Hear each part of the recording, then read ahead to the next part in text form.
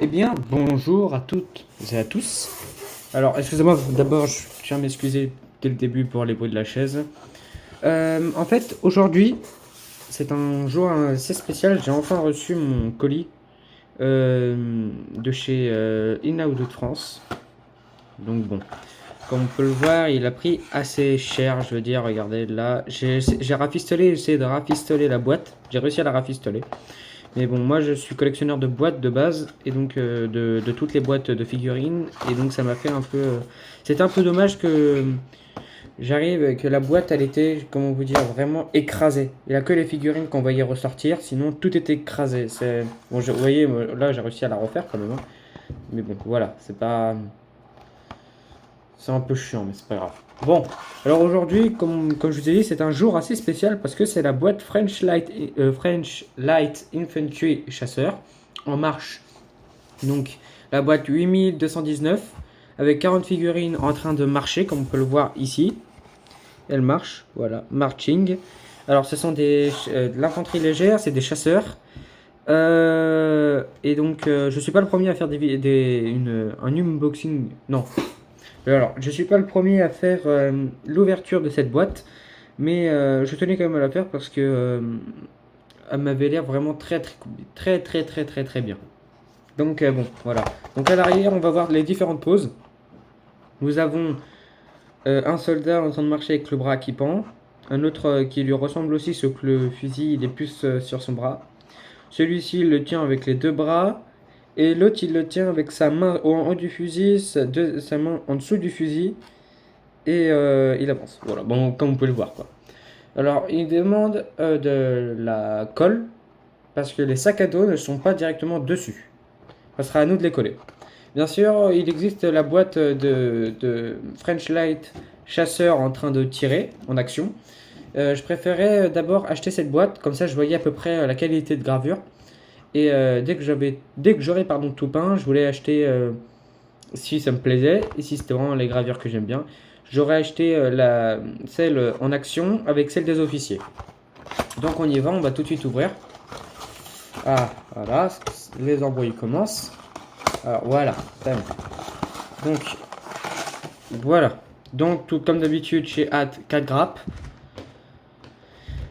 Et donc on va tout de suite commencer avec les gravures. Alors les gravures. Ça m'a l'air vraiment pas mal. Donc là, on peut voir comme quoi qu'il y a des gravures ici. Bon, vous aurez plus de mal à les voir. J'espère que vous pouvez voir. Il a des gravures ici. Il y a aussi, bien sûr, le petit bouton ici qui permet de mettre le sac à dos. Le fameux sac à dos qui se trouve sur le côté. Et les différentes poses. Donc, ce sont les 4 mêmes grappes. Attendez, je vous dis ça. Oui, comme d'habitude, ils font comme chez Italry, hein, les 2 mêmes grappes, quoi. Ouais, ok, c'est les mêmes grappes. Donc je le vois, il aura un tout petit peu d'ébavurage. Comme là, entre le fusil et le shako. Ici, en dessous de... Juste en dessous, là. Hop. Ici, sur le côté du fusil. Au bout des mains, bien sûr. Ouais, non, c'est une très bonne gravure, comme il faut le dire. Parce que là, je cherche un peu les ébavurages, mais il n'y a rien à dire. Les sacs à dos aussi, il faudra un peu faire des bavurages. Mais c'est vraiment pas mal. Euh...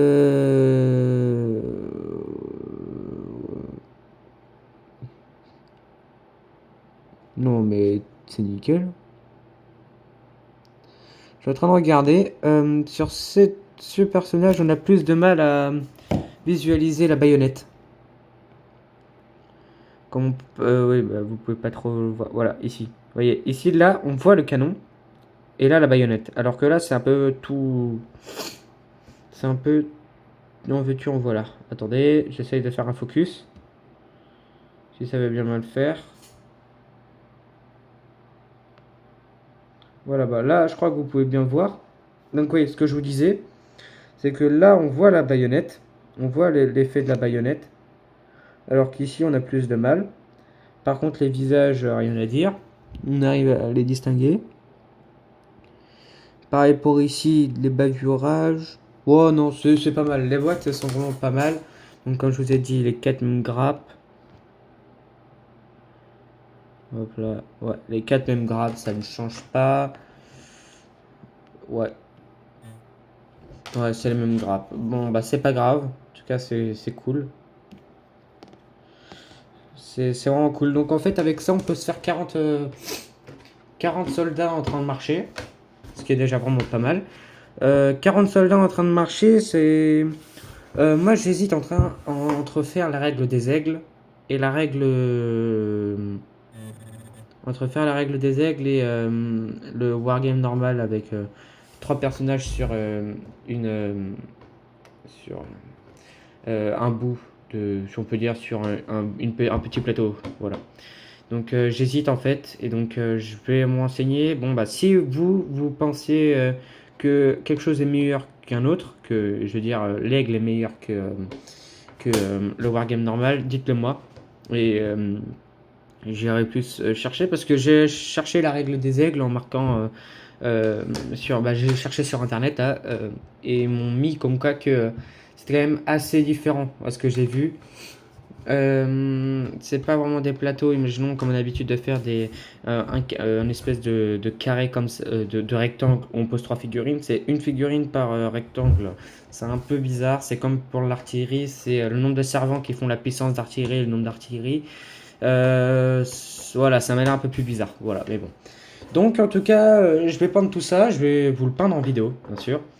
Je vais faire comme j'ai fait pour mes grenadiers qui vont bientôt sortir. Cette vidéo là va sortir et je vais commencer aussi la vidéo peinture, et avant de faire la vidéo peinture je vais vous faire une vidéo présentation du matériel nécessaire parce que quand même j'ai beaucoup cherché et il y a très peu de personnes qui font des vidéos sur internet. Donc sur ce, voici pour aujourd'hui la boîte des chasseurs à pied. Bon bah voilà, je vous dis merci à toutes et à tous d'avoir suivi ma vidéo. Je vous dis à plus tard et ciao tout le monde.